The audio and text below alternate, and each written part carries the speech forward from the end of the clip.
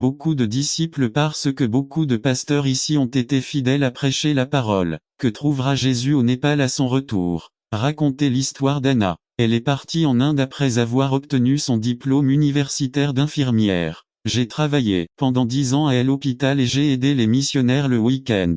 N'attendez pas qu'il soit trop tard. Devenez membre de la chaîne Today et bénéficiez de réconfort et de soutien dans les moments difficiles. Cliquez sur le lien dans la description de la vidéo. Mardi 9 avril 2024 page 1. Mais elle sentait que Dieu avait quelque chose de plus pour elle. Une nuit, après avoir prié, le Seigneur lui montra dans une vision une maison avec des enfants. Quelques jours plus tard, il repart vers le nord, vers la frontière avec le Népal. Lorsqu'il arriva à la dernière ville, il trouva la maison que Dieu lui avait montrée dans la vision. Quelques jours plus tard, elle était de retour à la maison et avait déjà ses 3 premiers enfants. Lorsqu'il l'a découvert, les gens lui ont amené tous les enfants abandonnés. Il a ouvert un orphelinat. Il la connaissait sous le nom de Mamaji, ce qui signifie belle-mère. Racontez l'histoire du bébé népalais. Que trouvera le Seigneur au Népal à son retour? Disciple. Parce qu'Anna a été fidèle à l'appel du Seigneur. Que trouvera Jésus en Sibérie à son retour? Racontez l'histoire d'Oscar et Maria Calcena et de leur fille Ruth. Puis Juan Carlos arrive avec sa femme et ils ont le même appel en Sibérie.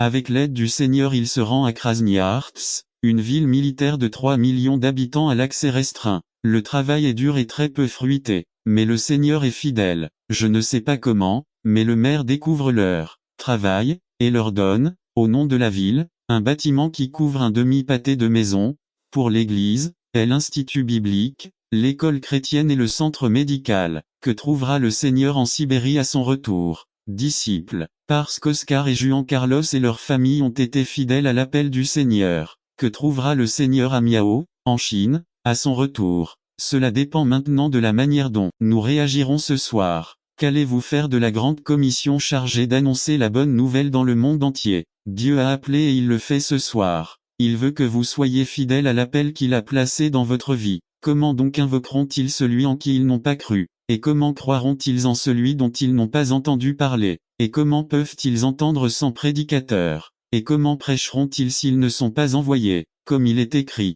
qu'ils sont beaux les pieds de ceux qui annoncent la paix, de ceux qui annoncent la bonne nouvelle. Romains 10, 14 à 15. Le Saint-Esprit nous a déjà appelés et nous a donné les ordres. Comment allez-vous répondre? N'attendez pas qu'il soit trop tard. Devenez membre de la chaîne Today et bénéficiez de réconfort et de soutien dans les moments difficiles. Cliquez sur le lien dans la description de la vidéo. Mardi 9 avril 2024 page 2. Que trouvera Jésus à son retour? Résumé. Comme cette parabole est fascinante. Jésus enseigne la prière, l'accompagne jalousie amère. 6. Nous devons souligner qu'il existe une ligne très fine qui distingue le zèle positif du zèle négatif. Bien souvent, le zèle négatif est habillé positivement. On lui donne un vocabulaire pieux. Il est agrémenté de citations de l'esprit de prophétie 7. Pour distinguer le zèle positif du zèle négatif, il faut se demander quel résultat produit-il. Cela produit-il des sentiments d'amertume ou cela produit-il de l'harmonie et de la communauté 8. Au nom du saint zèle qui les consume à l'imitation de la théocratie dépassée de l'Ancien Testament, j'ai vu des croyants sincères,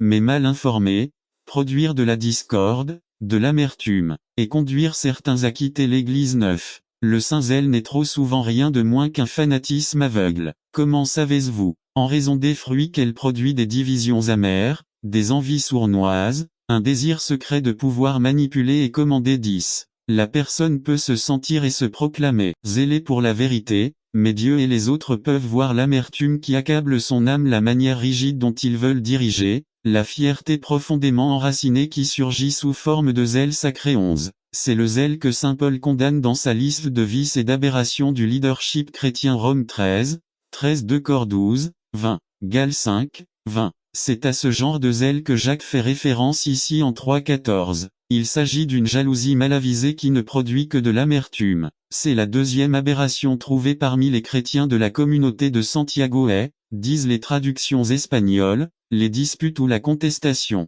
J'ai trouvé une version espagnole qui semble être la seule à se rapprocher du sens original. La Nouvelle Bible américaine dit ambition égoïste. N'attendez pas qu'il soit trop tard. Devenez membre de la chaîne Today et bénéficiez de réconfort et de soutien dans les moments difficiles. Cliquez sur le lien dans la description de la vidéo. 9 mars. Avril 2024 page 2.1. C'est ce que signifie le mot grec eritéa. Eritéa était le mot qui définissait une personne qui manipulait le système par tous les moyens pour se faire élire d'eux. Ce type de manipulation visant à obtenir une position d'autorité dans l'église locale à laquelle Jacques écrit a évidemment produit, comme le traduisent les versions castillanes, des dissensions ou des conflits. 3. Certains membres utilisaient sûrement des méthodes de division pour se promouvoir ou influencer les autres en leur faisant valoir leur point de vue et obtenir le vote au conseil de l'église. 4. Que dit Jacques à de telles personnes? 3.14b. Ne vous sentez pas fiers de vos actions, parvenant ainsi à mentir contre la vérité. 5.